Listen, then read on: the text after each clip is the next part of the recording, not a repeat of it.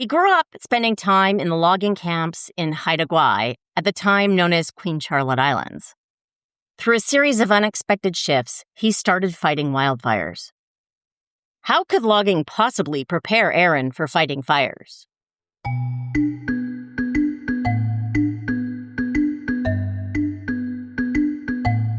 Welcome to Definitely Not Famous, More Extra Than Ordinary. I'm Rebecca Hogue, your show host. In this podcast, I seek out memoir authors who are not celebrities, at least not yet, and interview them about their books. I share stories that are more extra than ordinary.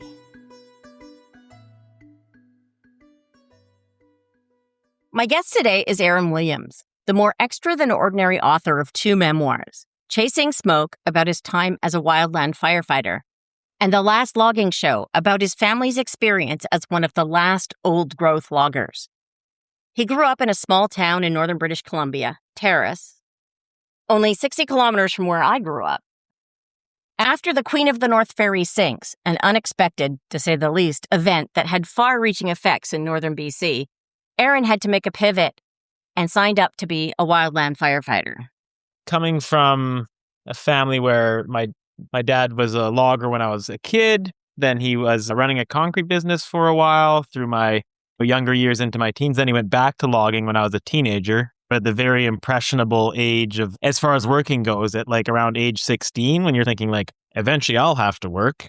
And that's what dad did for most of his life. But as far as how that led to firefighting, it was a connection that we had in the interior of BC in Smithers, that their son had gone into forest firefighting. And it was like well paid, better paid than the kind of jobs that were around on the coast at the time. The economy, like in Prince Rupert, was pretty bad around 2000, 2005, 2006.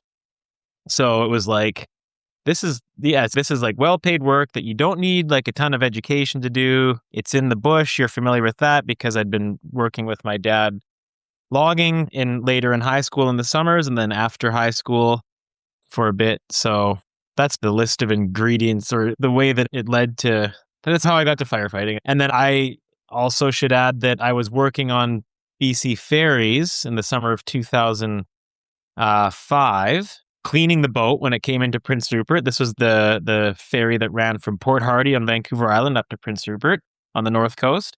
And I would clean that boat every second night when it came in to Prince Rupert, vacuuming and wiping tables and listening to my Discman overnight. And the plan was to become a deckhand on the boat the next summer. So during that winter, I took my courses. It was like a month's worth of courses to become a deckhand.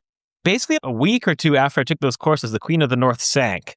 And they were down a ferry. They weren't hiring any deckhands because even though they were stretched to the max with the ferry they didn't need a bunch of extra new employees.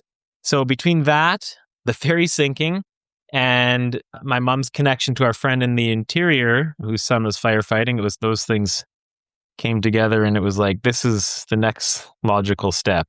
Nothing seemed like it was logical at the time.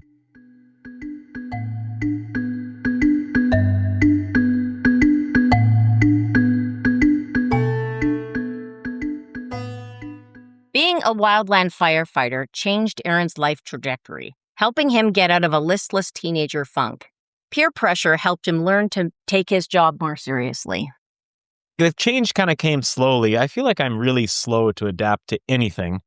And so the first couple years of firefighting, I was resistant to this kind of like fall in line, put the team before yourself kind of mentality. And then for whatever reason, I just kind of came around to it. I guess it was just like basic peer pressure. It was like I had friends on the crew who were maybe a little bit more willing to fall in line, some of them, and be a little bit more tuck in your shirt, tie up your shoes. We need to be presentable to the public, that kind of stuff. At first, I was hesitant to take on all of those seemingly like stuff that I always look down on. Who cares what you look like? It's what matters inside kind of thing. And then making those changes of, no, it does matter like how you're perceived by the public if you're in this sort of public facing position and stuff like that. So I guess overall, the change was one from like less discipline. I almost feel like if I connected it back to high school, my high school was quite regimented because it was like I was in band, I was in sports, I was like really busy all the time and never really felt like I had enough freedom in quotes to do what I wanted. I often found myself like wanting to be able to ride my bike more or go skiing more, but there was always basketball or band got in the way of that. So then I finished high school and I felt like I had all this freedom and I was really enjoying that. And then I get into firefighting and enjoying that, but also there was this listlessness to it as well that sort of started to take hold into my early 20s. And firefighting snapped me out of that eventually. So definitely my first few seasons on the crew, I wasn't somebody that I'd say we came across another fire crew. They wouldn't have looked at me and been like, ooh, that guy's good. Like I sure wish we had him on our crew. It was like, I was not a model worker, but I tried. Later on, I started trying.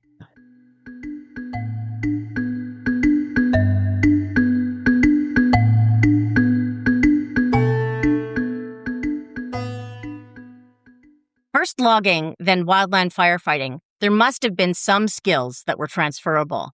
Both loggers and wildland firefighters spent a lot of time living in camps in the middle of nowhere. Aaron developed some skills in his childhood, like using a chainsaw, that helped him on the fire crew. He was comfortable working with loggers and the professional bulldozers and excavators. Knowing the language of logging helped him when he was leading a fire crew. I think it was just like an overall comfort of being like out in the bush, far from civilization. I definitely was very familiar with power saws, which was like a big help on the fire crew or like a big sort of leg up. I still remember the first time I picked up a chainsaw. It was in my first or second year on the fire crew. I didn't really know anybody very well.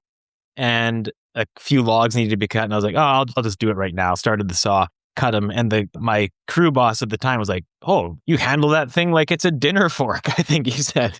And I was like, oh, thank you. That's just like I've been doing it since I was 10. So I know how to do this kind of stuff. And then otherwise, I think the big thing is that the big connection between logging and forest firefighting is on fire crews, you spend a lot of time working around loggers who are digging in fire breaks with their bulldozers and their excavators and stuff.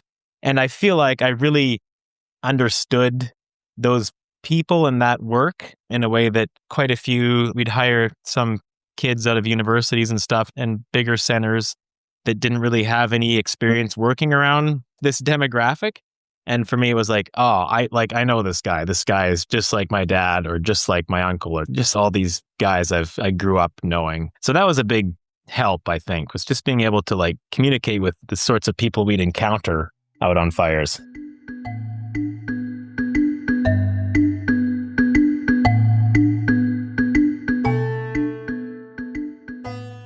In wildland firefighting, it isn't all about spraying water and attacking the actual fire. Aaron describes how it often also involves creating firebreaks, which require clearing land using techniques and tools that loggers also use. A lot of it is like what you'd call indirect attack. Let's set up way away from this big fire.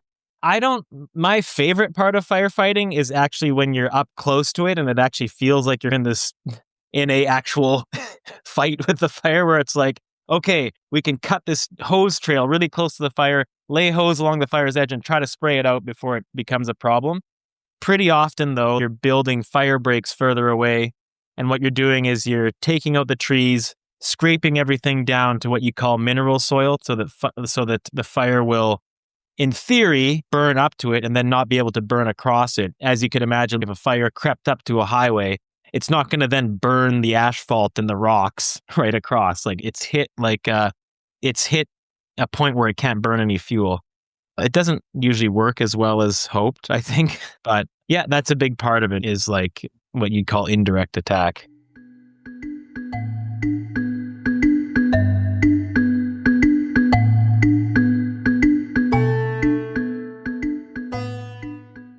Aaron began work on his second book while his first book was still being published. He saw the ways the logging industry was changing and wanted to capture that way of life. It was also a great excuse to go visit BC and his family. I'd actually started this this last logging show before my wildfire book was published. It was a combination of, I was writing at like what I realized looking back was like a furious pace. I was just like, I didn't really have much else going on in my life. And I was just using up like a lot of spare time or whatever, just writing. And so as soon as I was done that wildfire book, I think I was like, I already had in my head, I was like living in Halifax. My partner Sue had a job out here that was the main reason we were living here at the time. I definitely missed BC. All my friends were there, a lot of them, and I'm very attached to the place and the work that I had been doing and stuff until recently. And I also knew that my dad was nearing the end of his career, even though it turned out he had 10 more years left in him. But he was getting on in years, as were a lot of his coworkers. They were doing this really interesting type of logging on the coast, which you don't see too much of anymore. Like, it was old growth logging. So they were using, I guess it's like challenging work. And a lot of things are automated now, but a lot of the stuff that they were doing was still like going out, like boots on the hillside kind of thing, like cutting down trees with power saws and dragging out trees with like older equipment and stuff. So that really fascinated me. It was like, oh, this is like a way of life that's disappearing. And so between the homesickness and the interest in the work itself and how it was in its sunset years, and also just really being like passionate about writing as much as I could. That's what led me to the logging book, was a combination of, here's something cool that I think is not going to be around for much longer, and I miss BC and my family, so it's a good excuse to go out there and spend time with them.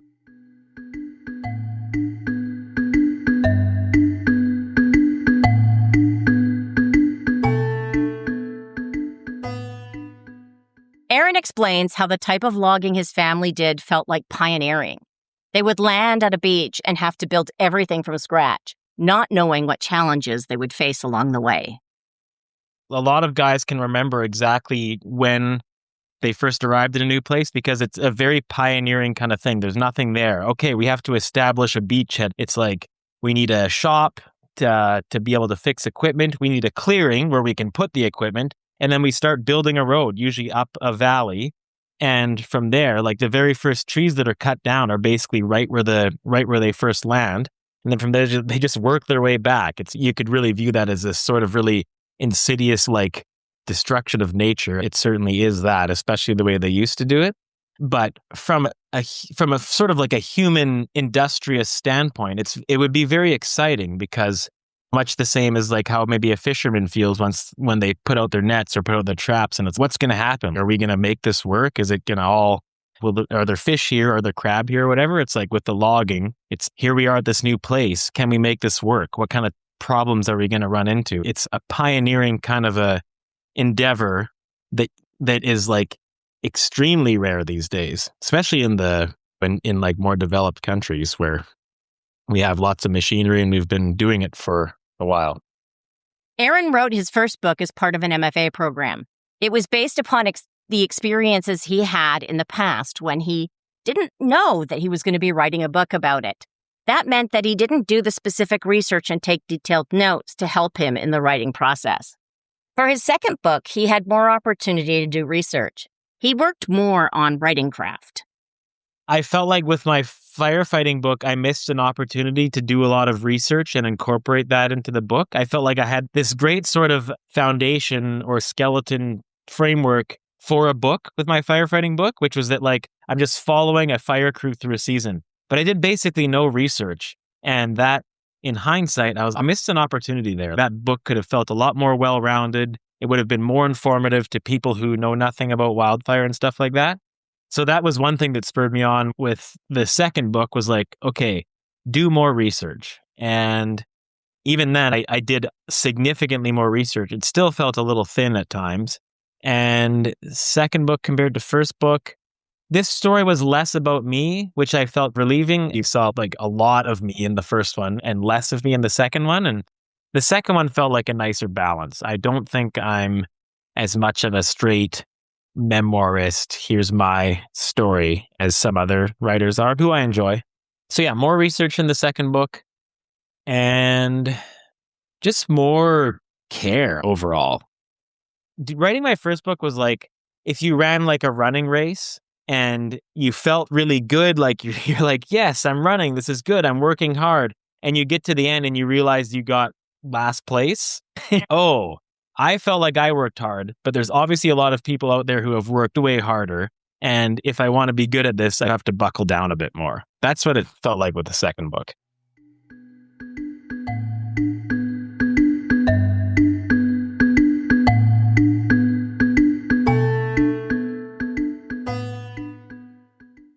In the last logging show, Aaron does a more extra than ordinary job of balancing the perspectives of the loggers with environmentalists and Indigenous concerns.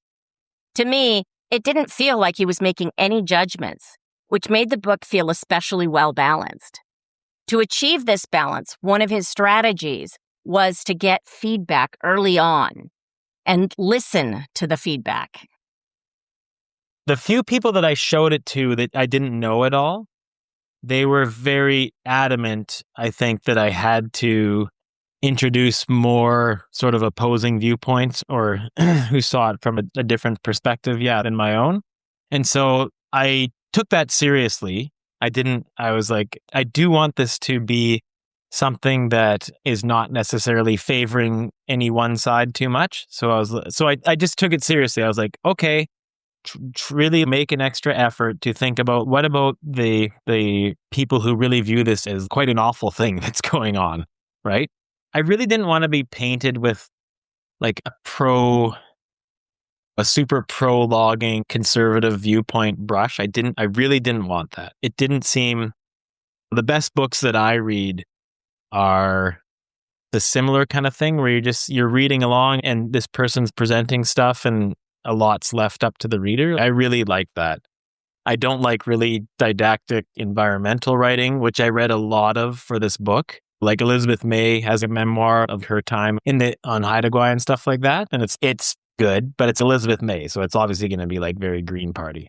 And then there's also from the other side, there's very sort of conservative viewpoint stuff that I read where it's just, we should log all the trees. And because then when we make them into plantations, there'll be higher production. We'll get more. So it's like, I can't stand that stuff either. So it's okay. How do I go down the middle there a little bit?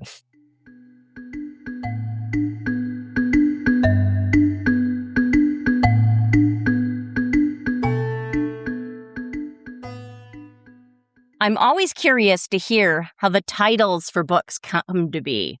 In this case, I got to learn new terminology, specifically the way loggers call the projects that they're working on shows. Aaron explains how the titles of his 2 books come to be. I didn't really have a title for the firefighting book. I had some not great titles. Harbor Publishing, at the time, there was a popular book by Charlotte Gill called Eating Dirt it was a tree planting memoir. And Harbor was thought maybe the title either Smoke Eater or Eating Smoke would be a good title, which I didn't really like just because it wasn't really a term used in firefighting. So my friend, I asked my good friend Sue Pierce, who's still in wildfire, she just texted like 12 titles, like just jokingly offhand, like he's very funny and very bright. And one of them was Chasing Smoke. And I was like, hey, that sounds good. Let's go with that. And thankfully, Harbor was into it. So that's how that one came about. And then the last logging show, I always liked the title The Last Picture Show, the Larry McMurtry book. He wrote Lonesome Dove and other sort of literary type westerns. Anyway, I love the title The Last Picture Show, even though I'd never read the book. And I just thought, people very often, areas that were being logged by a company were called logging shows. Oh, he's working on a show out in Campbell River, or he was on a show up on the mid-coast or whatever. So logging show. And because it was the last one, I was like, hey, that works all right. The last logging show. After seeing that, there's a lot of books with the title The Last Something or Other, which is always the case. You're never as original as you hope you would be.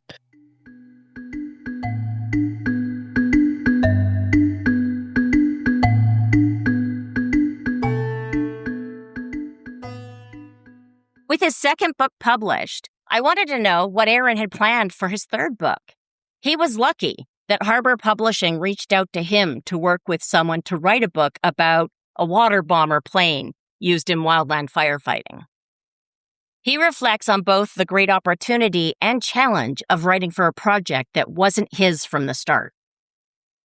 I've almost done a short manuscript about the Martin Mars water bomber, which was stationed in Vancouver for a lot of years. It's like a World War II era flying boat, big giant seaplane.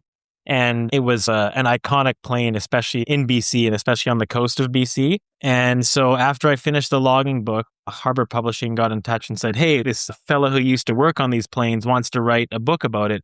Would you co-author it with him or ghostwrite it or however it crunches out? And that was perfect because I was tired. I didn't have any ideas. We just had a third kid. And this was a great way to keep working, but not have to go through the legwork of coming up with a topic or putting in a proposal or anything like that. Having said that, as I get closer to the end, I'm at about almost 40,000 words. I think the finished product will only be about 40,000 words. So not a long manuscript, but a bit of work. And now that I'm close to the end, I'm feeling like, okay, I'm ready to go back to a topic that was mine from the beginning. It's my first experience of the work for hire kind of thing. And it's been great. But it's also like it can be hard to maintain like a level of serious investment in it over a longer period because it's weirdly just because it's not my own thing from the start, if that makes sense.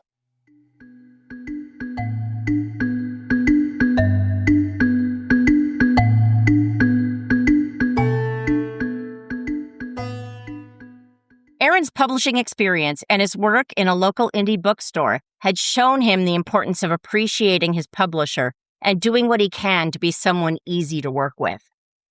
He also advised new writers to read a lot in your genre. Even if you don't intend to quote it in the book, the background knowledge helps round out your story. That there's very little money in it, unless you're at the very top of the pyramid. That publishers are extremely busy and stretched thin, and the less don't be a thorn in their side. Just like as much as you can be agreeable, put aside your ego and cooperate. I feel like something that's really given me more perspective on the publishing world, actually, besides doing the 2 books, is working at Bookmark on Spring Garden here in Halifax. And we get a lot of authors coming in, and most of them are grateful and stuff like that. But sometimes they come in and it's like whining about this and that. And it's not a good look, I guess. People have challenging experiences with their publishers for sure, but don't dwell on that. Just try to do good work. And if it didn't work out with one publisher, then try another one next time. But there's definitely no use in being bratty about it because it's a tough world. And what are the stats on getting a book published? It's quite uncommon.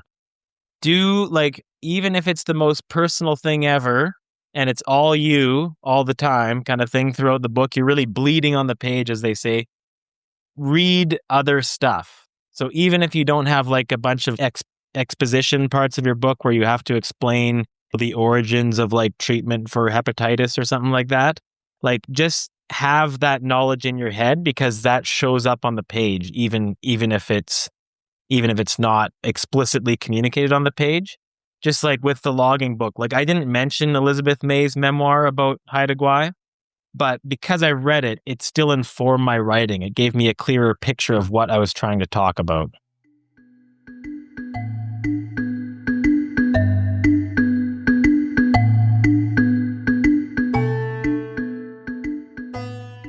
Thank you, Aaron, for taking the time to talk with me about your book and writing life. I think all listeners will agree, Aaron is definitely more extra than ordinary.